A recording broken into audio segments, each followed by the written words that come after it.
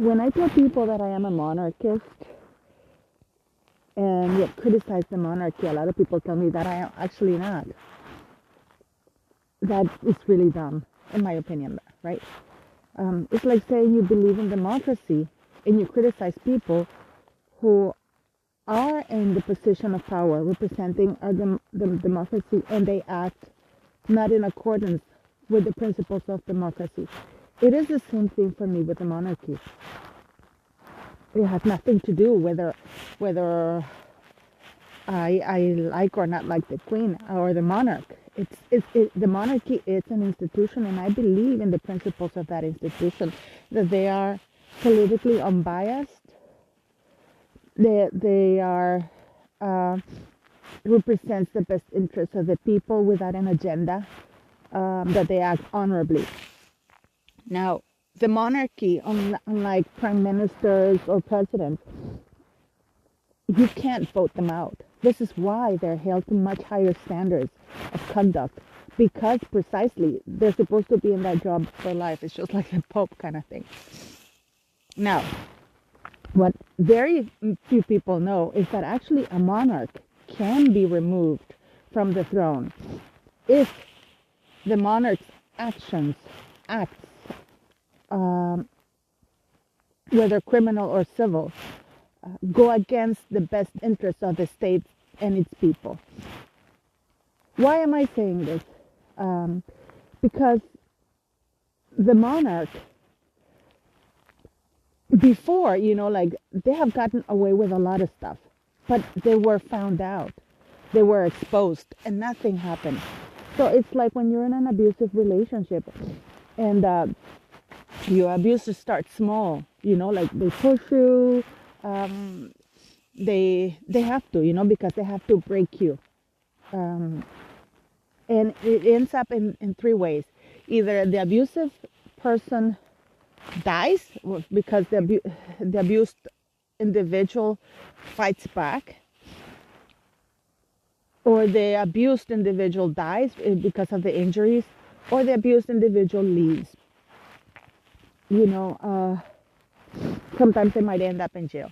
The point is that until the abused individual fights back, there's always terrible consequences for that. It always ends up badly, violently. It's not a happy ending. With the monarchy, with the current ruling monarch's family, it's my opinion that they were found out about many things, but they got away with it. And because they got away with it, it has been incrementing, like it's been increasing to the point that Meghan Markle and Harry were not found out. They issued a statement, which basically, to me, translates to, we committed fraud because we got the titles under false pretenses to gain financial benefits, which is fraud. Money was transferred from a royal foundation, which is used for charities, to his personal company, and I'm not going to report it because I am royal. So I'm not going to report the money I've taken. I'm going to use I'm going to use the position of the royal titles to fight for financial gain. You're going to continue paying for me, and I'm going to slander you on the way. So I'm going to commit all these criminal acts, and it is in writing, basically in the form of their website. So what started as when the royal family got caught doing stuff, and people complained a little bit, oh, it's just the royal family, to now we're going to do it, and you're going to put up with it, and you're going to pay us for it. And if you complain, how dare you? Why did that happen? Because people have not held the monarch accountable for actions. For example, it is incredibly illegal to have declared the two ladies that were put in an institution, were cousins to the Queen Mother or whatever. They declared them legally dead and they institutionalized them. That is incredibly illegal. Yet the police never investigated that. To date, nobody's been held accountable for that. So, they broke so many laws with that. They violated these ladies' rights. It's fraud in the worst possible way, and yet nobody has been held accountable. Prince Charles screwing around with his wife, and People go on about Princess Diana writing the book or giving it to Andrew Morton, fine. But Camilla had been leaking information to this Stuart Higgins, I think his name, from day one, with the blessing of Prince Charles.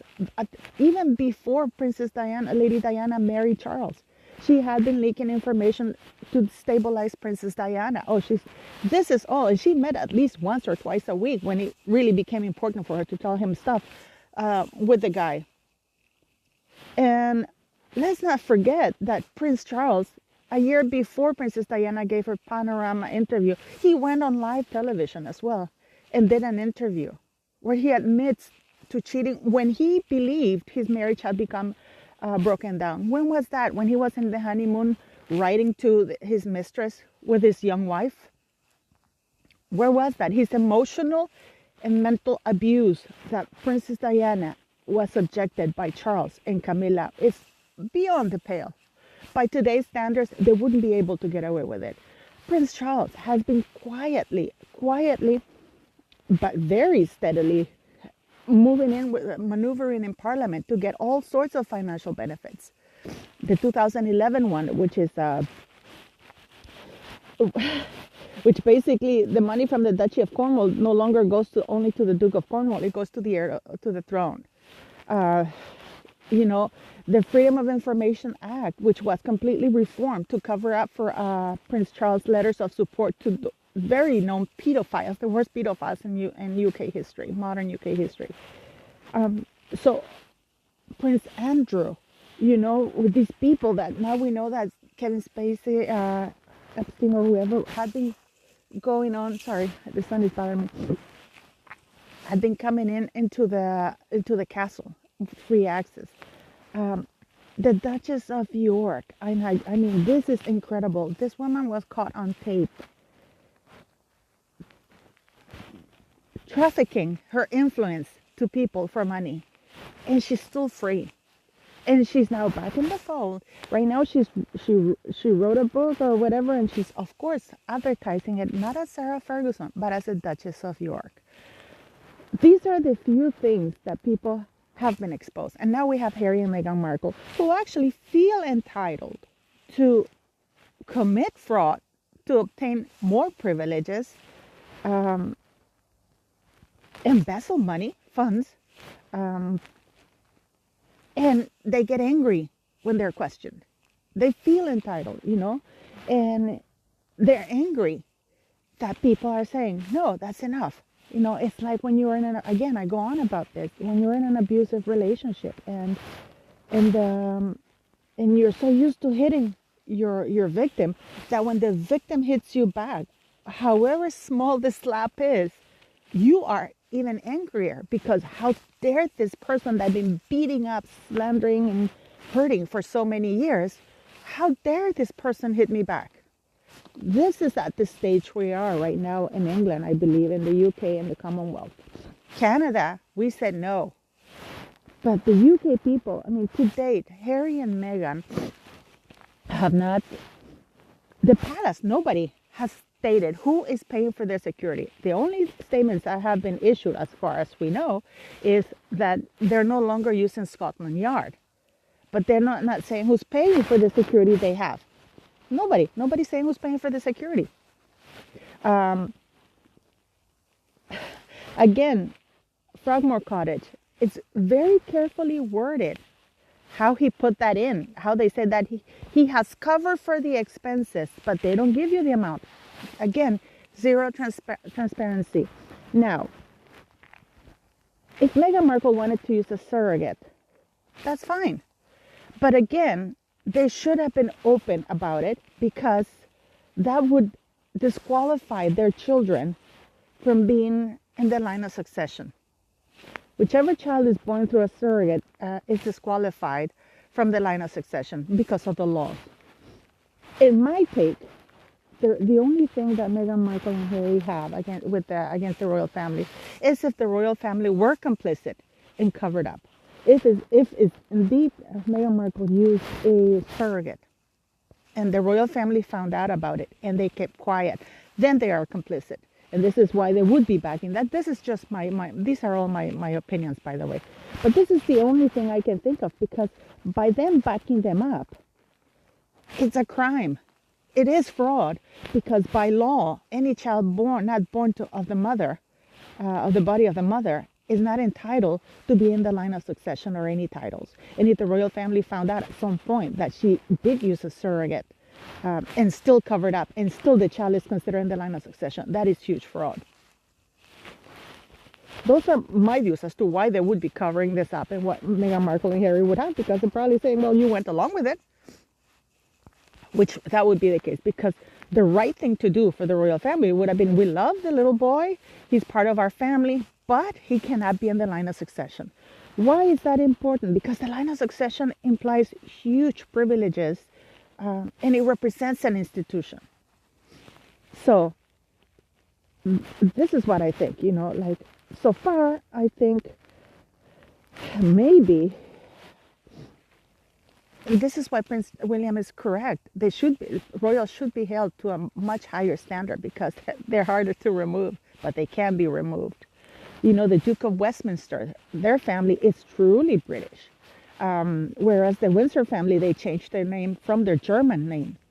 The Duke of Westminster, if the monarch can be removed because her actions for covering up for others, the positions that the monarchy has, it's not to cover up. They shouldn't be using their influence to cover up criminal actions. It should be they're in that, those codes of conduct are there to prevent them from behaving like they have been behaving, and instead they've been abusing that.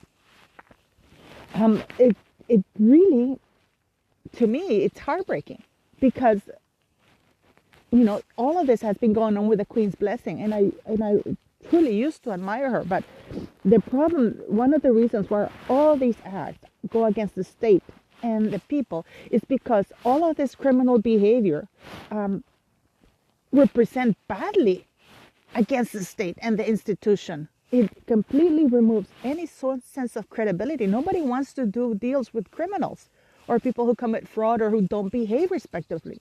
So this is why I am very, very surprised. Yes, a monarch can be removed if her actions, or the monarch's actions, acts criminal or civil, go against the best interests of the state and its people. I have given you just a few examples of some of those acts that we know of. God knows there's lots more that are ongoing. But they have used their position to cover up instead of being held in place or in check by those laws. So what do you think? I mean, these are all my opinions. I really do believe that Harry and Meghan Markle have gotten away with so much because the royal family has been complicit with their behavior. And once you're complicit, it's like we all have to cover our asses. But these are just my opinions. I mean, it is incredible to me that now they feel entitled to break the law, and they get angry if they're punished for it, or if they're if people try to hold them accountable. Harry fled the country. This is really insulting when the newspaper says, oh, the Queen is punishing him by taking his title. This is not a punishment. This is an institution. People should act professionally. You don't punish an employee. You remove the employee's rights if the employee is working for you, or you fire them. And if I fire an employee, or if an employee abandons his post, it doesn't get any perks. He's out and gone. But these are all my opinions. I do believe that people should switch the narrative and should quit saying that the Queen is punishing it. Harry is not a 2-year-old. He's a 36 or some sort of entitled prick who's, in my opinion, has broken the law many times and has gotten away with it. People should quit saying poor Harry. Poor Harry for what? Poor Harry that he committed fraud. Poor Harry that he lied. Poor Harry that he possibly embezzled. Poor Harry for what? And he fled the country because he knew he was going to be found out, him and Meghan Markle. Now, Meghan Markle is not going to come back to the UK. This is like a guy who's robbed a bank and left the bank empty. Why would he go back to that empty bank? She's already taken what she wanted from the UK. She has the title that she thinks she's going to keep.